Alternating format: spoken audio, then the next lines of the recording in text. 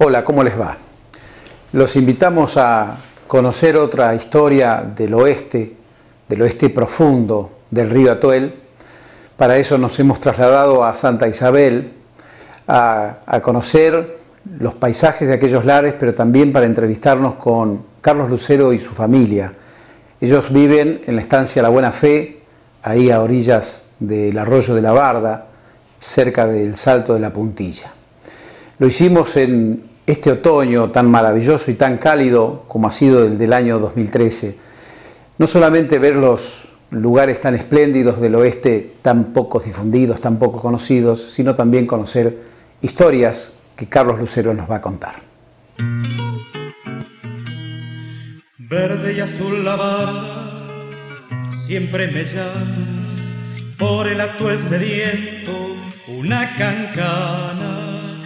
Esta vez por el Salto soñé de vuelta, con Javier en la tarde y el agua suelta, cerca de la Puntilla y en matorrales, con el río enterrado está Juan Chávez, con el río enterrado está Juan Chávez.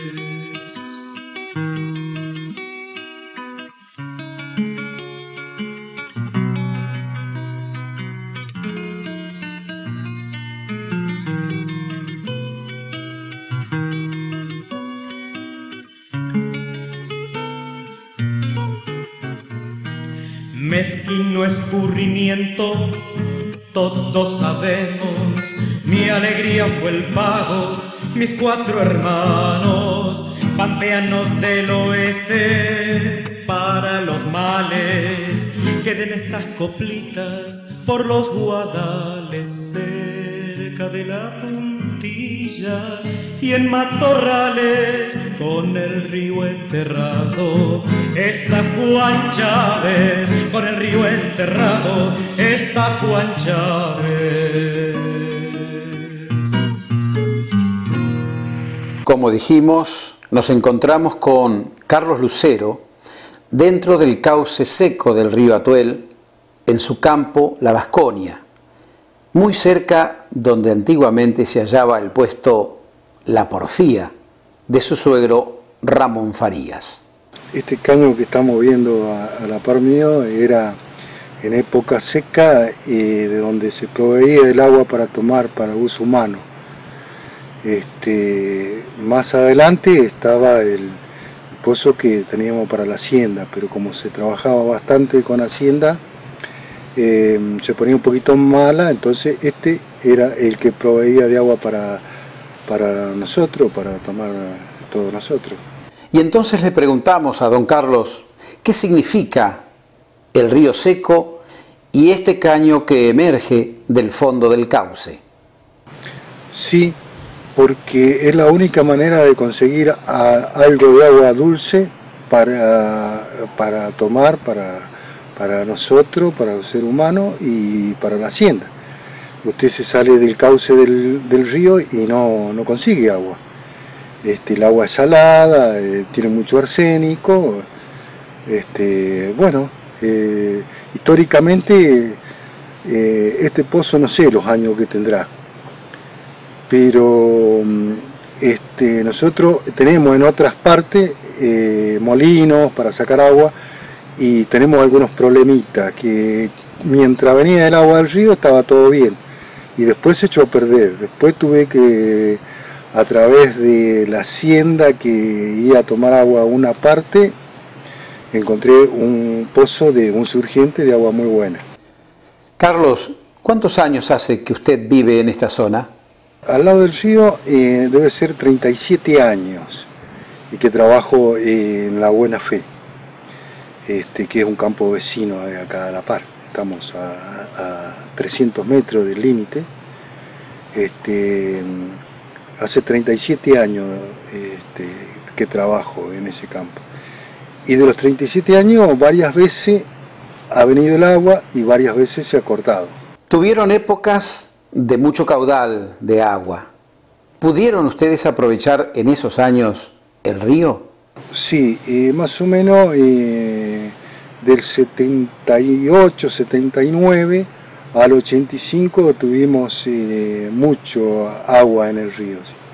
Y se hizo en el campo de la Buena Fe un experimento, una represa pequeña, y se hizo un canal de 3 kilómetros de largo. Ahí aprovechamos algunas hectáreas para hacer. Hicimos algo de alfalfa, algo de maíz, y bien, hasta que vino una inundación muy grande, que la represa era demasiado chica y no tenía lo suficiente caudal para dejar salir el agua, y se rompió por un costado y nunca pudimos volverla a hacer. Con ese dique que el gobierno, a través de Vialidad, el ente provincial y ustedes construyeron, esta tierra que parece tan pobre, ¿les dio algún resultado productivo al cultivarlas? Muy buenos resultados, porque nosotros hicimos 21 hectáreas, logramos 21 hectáreas de alfalfa, muy buena, que hay gente que acá en la zona que conoce, que lo vio, gente grande, por ejemplo Pascual Martínez, que sabía él venir a buscar algo de pasto. Después mucha gente de Ordienco también conocieron, Domínguez, que hay familia todavía que ellos los cosechaban el maíz, que lo hacíamos manualmente. Teníamos 2 hectáreas de maíz destinada a un cuadro a 2 hectáreas de maíz bajo riego. Los vecinos que vieron lo que Cholaquián y ustedes sacaban de la chacra bajo riego en la Buena Fe, ¿no se entusiasmaron en hacer algo parecido con el agua del Atuel? Y usted sabe que sí, la gente, llegamos a hacer un consorcio, pero como el agua no viene continuo, viene un año, 2, 3 meses y se corta, Mendoza la corta, así que no se puede hacer una inversión. Éramos algo de 21 personas que queríamos hacer esto. ¿Por qué? Solamente queríamos hacer alfalfa y maíz, para llevarse para los campos, para épocas malas, mantener los animales. Pero no se puede hacer una inversión porque los corta, no es rentable una inversión. Carlos, ¿ustedes han podido calcular con un ingeniero agrónomo cuáles eran los rindes de su chacra bajo riego? Sí, el ingeniero que sigue estando en la zona, que es el ingeniero Schwab, Carlos Benjamín, él hizo un cálculo de una parva que daba 250 fardos por hectárea por corte, y le hacíamos 4 cortes al año, así que era un muy buen rendimiento para acá, para la zona, y creo que ni en la zona de Mendoza se hace eso. Viendo lo que fuera en épocas de seca el jagüel de la porfía, no entendemos por qué tiene esta altura este caño. Esto es por el salto de la puntilla, que era un salto importante, y se fue cavando el río. El pozo, el fondo del río, acá era más o menos ahí el fondo del piso del río, y el salto vino trabajando para atrás y llegó acá, por eso quedó de esta altura, se cavó el cauce. Por lo que usted testimonia y nos muestra, ¿quiere decir que el fondo del cauce descendió más de 2 metros en esta zona? Sí, y eso gracias a que ha corrido bastante agua en los últimos años, pero si no sigue corriendo, los vientos, el agua que corre de afuera lo siguen bancando, lo embanca el río, y después se forman los bañados. O sea que el tubo adentro está tapado de arena. Está tapado de arena hasta acá.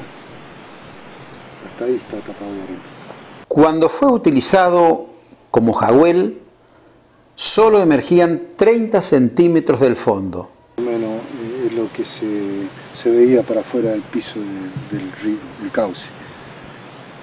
Así que más o menos 2 metros, 2 metros 20 por ahí, por lo menos se acababa. ¿Y el salto de la puntilla, dónde se encuentra hoy aproximadamente? El campo de la Vasconía lo ha pasado, estaría en el campo de Porta, muy poco ya, porque casi ya está todo canalizado. Carlos, ¿cómo era su producción ganadera? Nosotros llegamos a tener en 500 hectáreas 350, 360 vacas madre. Con muy buen rendimiento, la teníamos de agosto a mayo. Cuando en mayo, que Mendoza siempre larga el agua por limpieza de canales, se tapaban con agua los bañados, entonces los tapaba, salía a la hacienda afuera a comer, pero con muy buen rinde de pasto.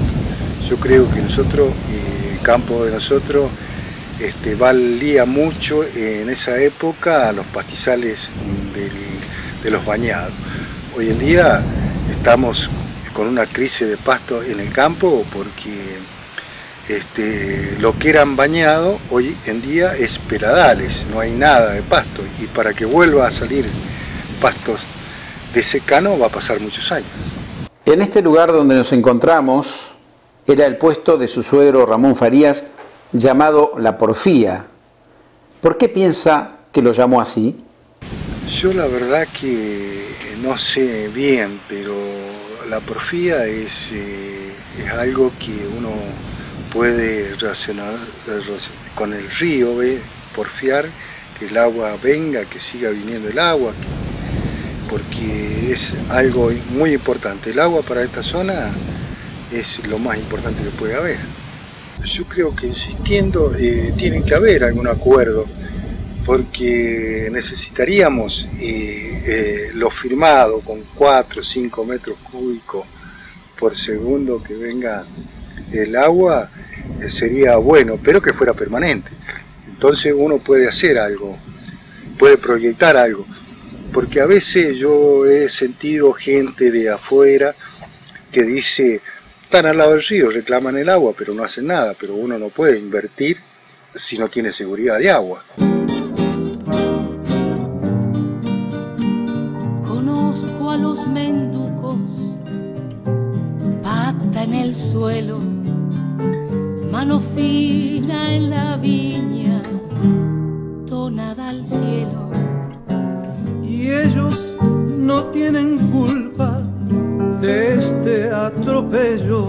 La culpa está más alta, no es culpa de ellos. Las huellas van en yunta, Ramón Farías, y es para usted esta huella de la porfía. Las huellas van en yunta, Ramón Farías, huellas del agua y huella de la porfía.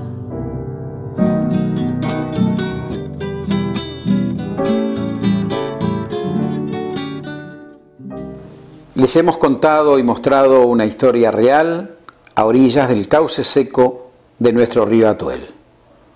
En esos lugares se inspiró el poeta don Edgar Morisoli en sus campañas topográficas ante las situaciones difíciles de supervivencia de los pobladores ribereños al lado del río cortado.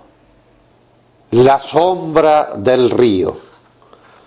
Este poema está precedido por unas palabras del gran poeta y escritor haitiano Jacques Stéphane Alexis, que dicen: las viejas historias nos tejen y retejen, vuelven a tejer las remembranzas y el afecto.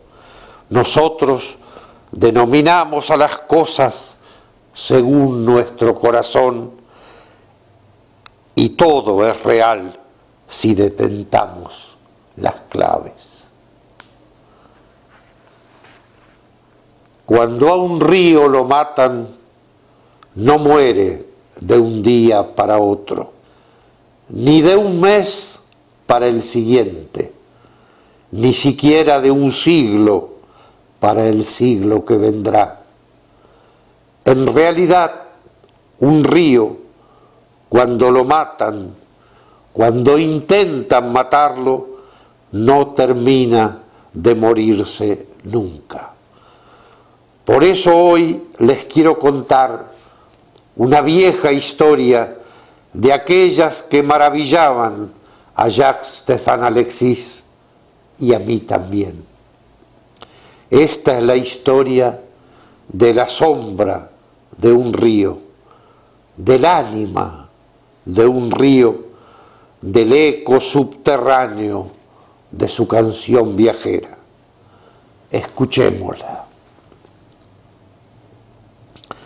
Ramón Farías, quien supo ser correo de a caballo desde Telén a Santa Isabel y Algarrobo del Águila, pobló en la costa del Atuel sobre el arroyo de la Barda.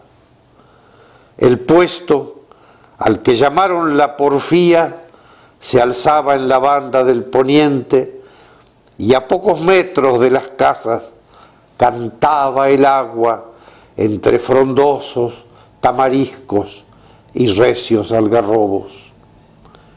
Un día el río dejó de cantar y se abrió un pesado, un largo silencio que habría de durar muchos años, demasiados.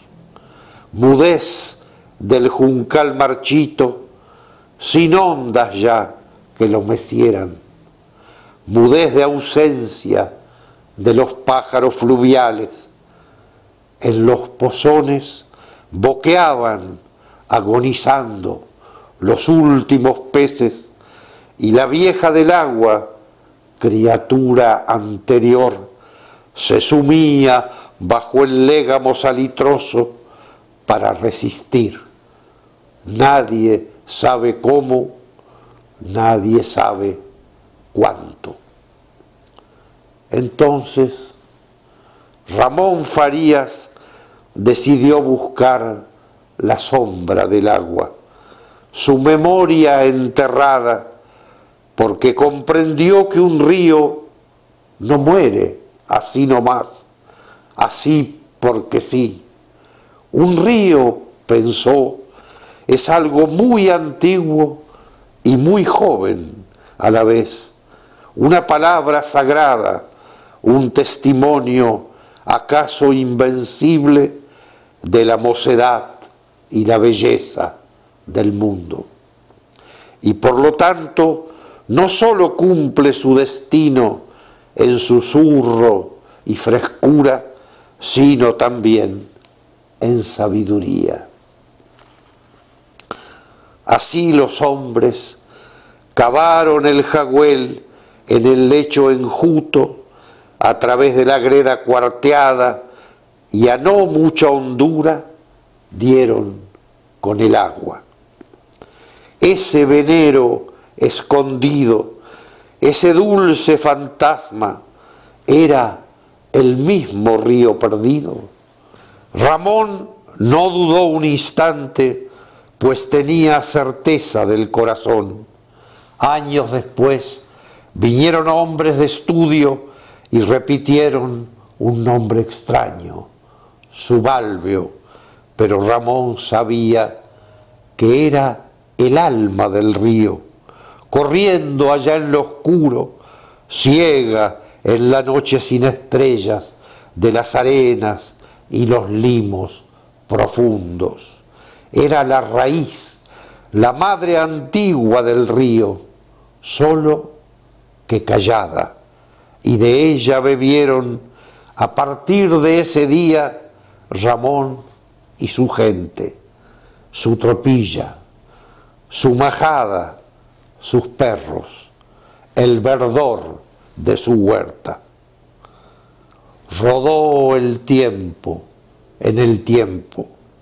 Nacieron y crecieron niños que nunca habían visto correr el río, cuando de pronto, sin aviso, en un escándalo de alas, volvió con su cortejo de garzas y de cisnes. Más de 10 años duró esa alegría. El jagüel, vaya colmo, se ahogó, porque el río de arriba se juntó con su sombra, con su caudal secreto. a sus orillas renacieron las acequias. Aquella alegría relumbró y pasó, lo mismo que Ramón Farías. Otra vez ha enmudecido la gran voz de la tierra, aunque de tanto en tanto, por unos días, por algunas semanas, por pocos meses ilusionados e ilusorios, su himno de luz tajea la noche de la pampa.